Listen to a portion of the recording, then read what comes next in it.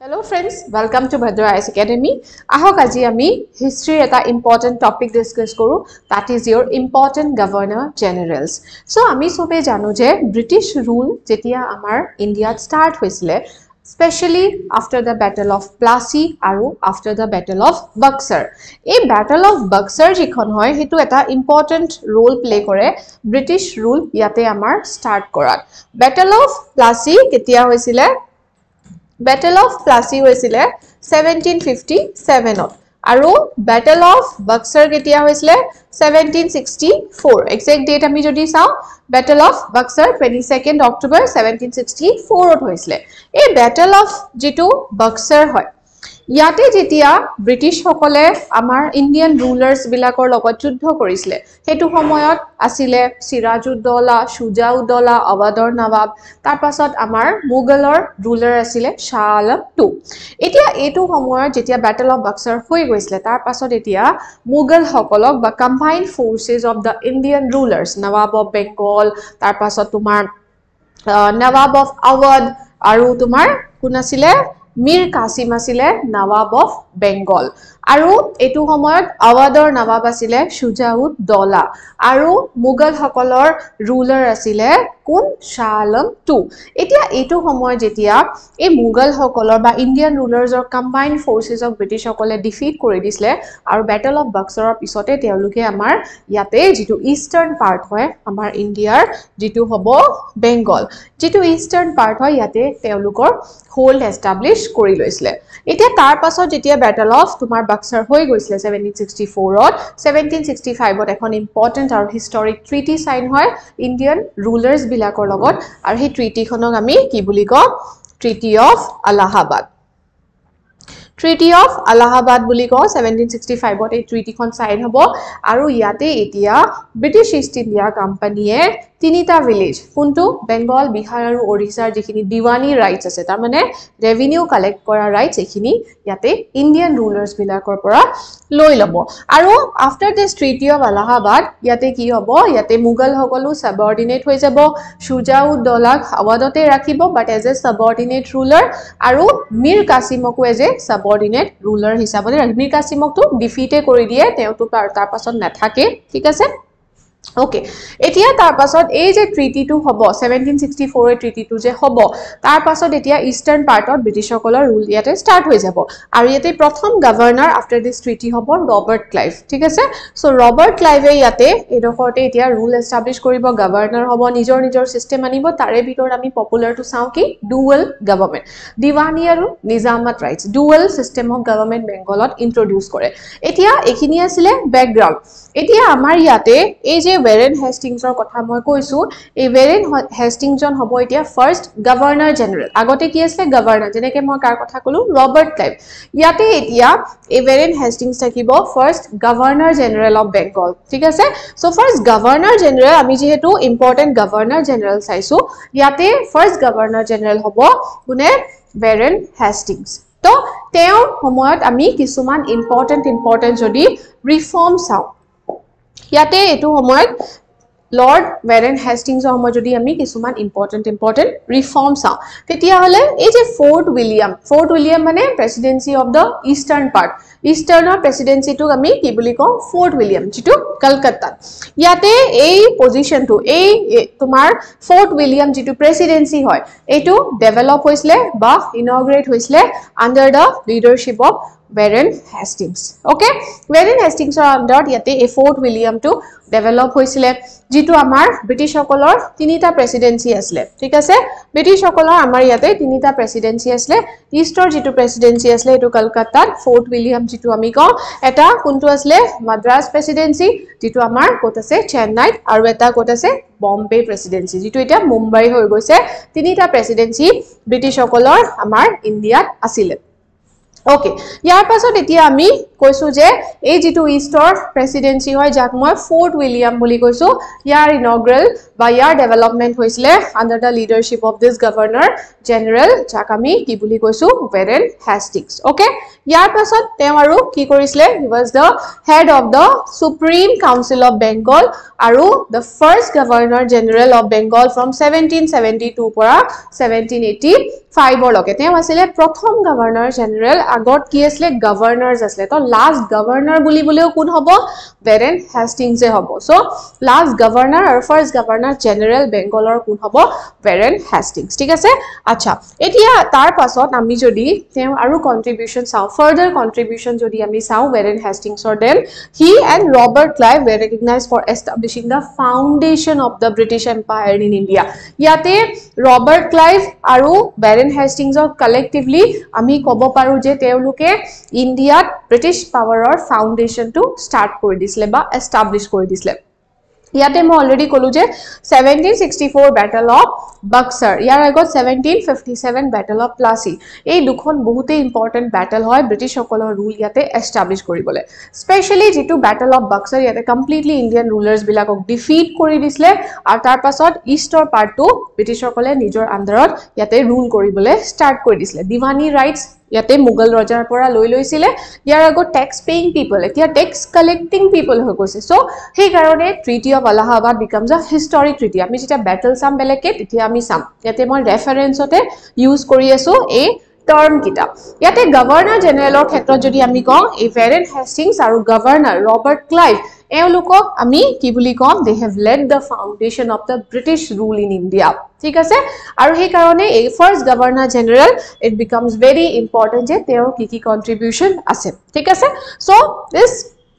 Warren Hastings this becomes very important for our modern history যে Warren Hastings কি reforms আনিছিলে এতিয়া যেটো মই ট্ৰিটি কৈছো ট্ৰিটি অফ আলাহাবাদ 1765 ৰ যিখন ট্ৰিটি সাইন কৰিছিল after the battle of Buxar এই ট্ৰিটি খনৰ পিছত যেতিয়া ৰবাৰ্ট ক্লাইভ বেংগলৰ গভৰ্ণৰ হৈ গৈছিল তেতিয়া তেওঁ বেংগল খনক চলাবলে এটা ইম্পৰ্টেন্ট সিস্টেম আনিছিল এডমিনিষ্ট্ৰেচন অফ যাক আমি ডুৱেল গভৰ্ণমেন্ট বুলি কওঁ and it prove to be a disaster for Bengal so এই ডুৱেল গভৰ্ণমেন্টৰ আন্ডাৰত দুটা যেটো সেক্টৰ হ'ব এডমিনিষ্ট্ৰেচন দিৱানী আৰু নিজামত দিৱানী তাৰ মানে হৈছে ৰেভিনিউ কালেকশন কৰা ৰাইট এই Deewani rights two company directly নিজৰ আন্ডাৰলে লৈ আহিব আৰু নিজামতটো তেওঁ কাকুবা আপয়েন্ট কৰিব ইণ্ডিয়ানে তাৰ থ্ৰু দি হেতু কি কৰিব ৰেগুলেট কৰিব বাট British were only concerned with the financial resources so Deewani rights তাৰ মানে ৰেভিনিউ কালেক্টিং ৰাইটস তো এইটো ডাইৰেক্টলি তেওঁলোকে নিজৰ আন্ডাৰত ৰাখিব তো ইয়াতে যেটো ৰবাৰ্ট ক্লাইভে স্টাৰ্ট কৰিছিলে দিৱানী ডুৱেল গভৰ্ণমেন্ট দিৱানী আৰু নিজামত ৰাইট হে ডুৱেল গভৰ্ণমেন্টটো বেংগলৰ কাৰণে এটা ডিজাস্টাৰ প্ৰুফ হ'ল ঠিক আছে আমি সাম যেতিয়া আমি হিষ্টৰিক ট্ৰিটি বা আমি ব্যাটলছ পঢ়িম তেতিয়া সাম বাট হে ডুৱেল গভৰ্ণমেন্টটো বেংগলৰ কাৰণে এটা ডিজাস্টাৰ প্ৰুফ হৈছে সেই কাৰণে ইয়াতে যেতিয়া এই ওয়াৰেন হেষ্টিংছে গভৰ্ণৰ জেনাৰেল বনি কেনে আহিব তেতিয়া ফাৰ্স্ট কাম তেওঁ কি কৰিব The first come he will do je a dual government to teo ki kori dibo abolish kori dibo okay a dual government to ki koribo a Warren Hastings je abolish koribo he will abolish this dual government to start korisle Robert Clive after the battle of Buxar and when he became the governor of Bengal ঠিক আছে তাৰ পাছত ইয়াৰ বাহিৰে creation of the board of revenue to centralize the revenue management a board of revenue ইয়াতে তেও create কৰিছিলে 1772 মই কলুৱে already financial resources or কাৰণে they will always be concerned about the financial resources বেলেগ বস্তু বিলাকক অলপমান তেওঁলোকে ইগনোৰ কৰে লাইক পিছতকে আমি সাম হেলথ এডুকেশন এবিলাক কোন বিলাক সাবজেক্টত আহি যায় ট্ৰান্সফাৰ্ড সাবজেক্ট বাট ৰিজাৰ্ভ সাবজেক্টত কি ৰাখিব তেওঁলোকে নিজৰ যিকিটা ইম্পৰ্টেন্ট সাবজেক্ট যেনেকুৱা ৰেভিনিউ ম্যাটাৰ্স ওকে ইয়াতে এতিয়া এই board of revenue to collect কৰিব for the management of revenue and all ইয়াতে তেওঁ এই বস্তুটো ক্ৰিয়েট কৰিব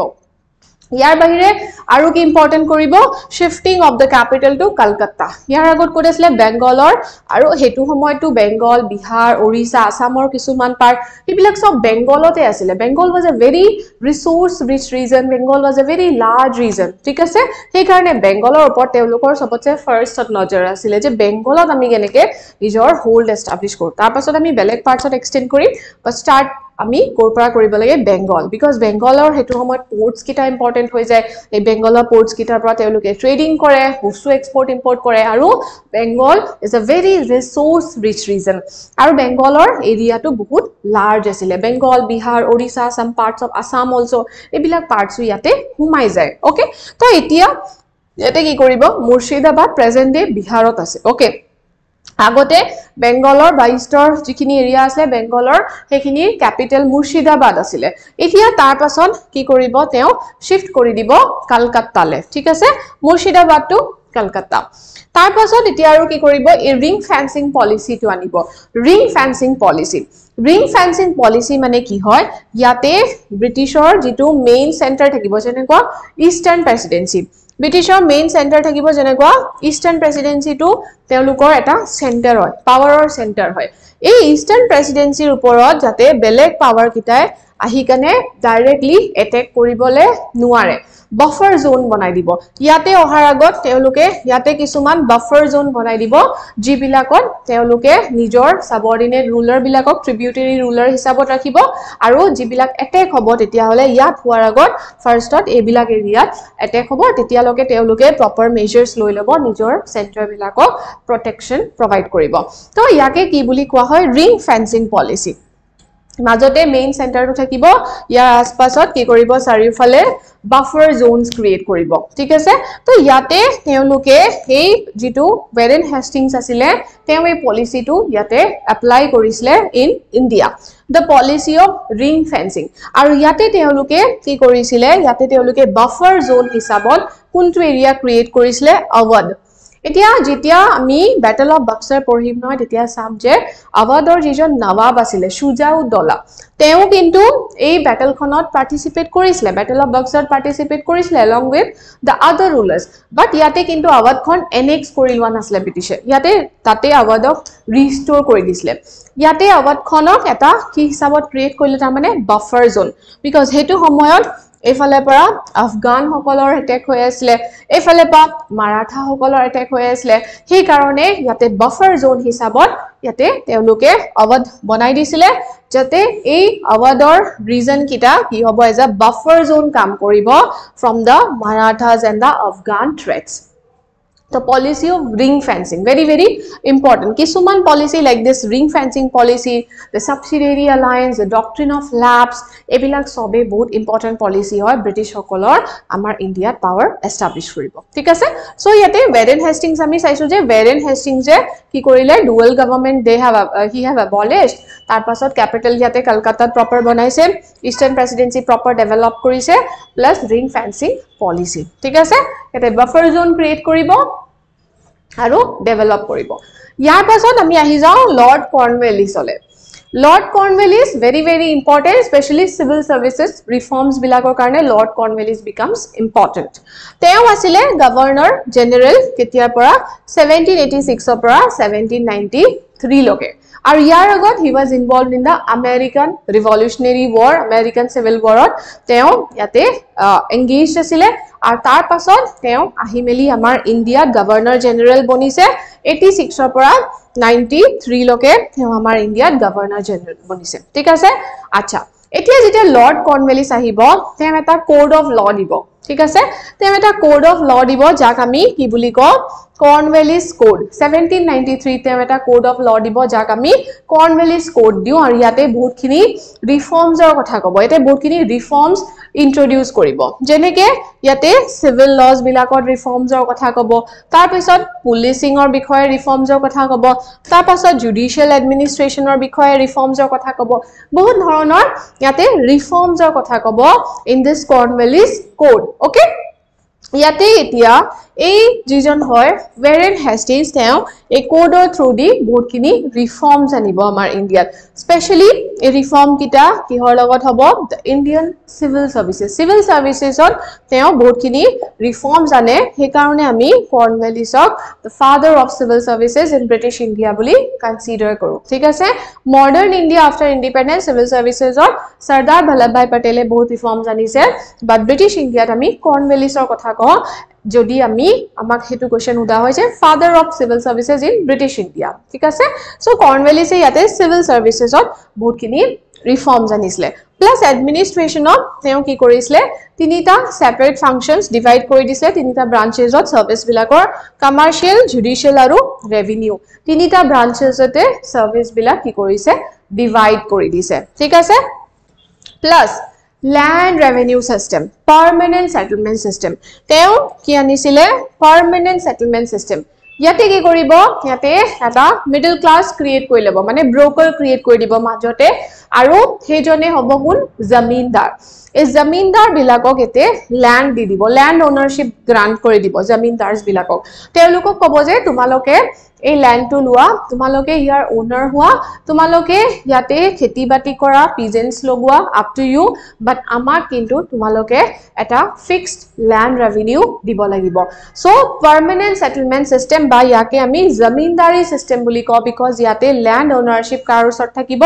জমিনদাৰছৰ ওচৰত permanent settlement system okay zamindari system buli kowa hoy ete zamindare land ownership pabo land ownership jitu pabo jidokhor mati pabo yate peasants okolok ako zamindar sokole hire koribo peasants okole he mati dokhor lease ot lobo tate production koribo agricultural produce jikhini thakibo hekhini pora teuluke land revenue dibo zamindar sok aru zamindar se dibo british ok to majote mediator kun ase zamindars yate british aru peasants okol directly connected naikia to yate etia ki hobo a permanent settlement system ot ami bahut khini issues dekha pam because moi koisu je land revenue system to fix ase between the zamindars and the british jeniba dhora example 10% e hok 10% zamindaro koise british je tumaloke mok 10% dibo lagibo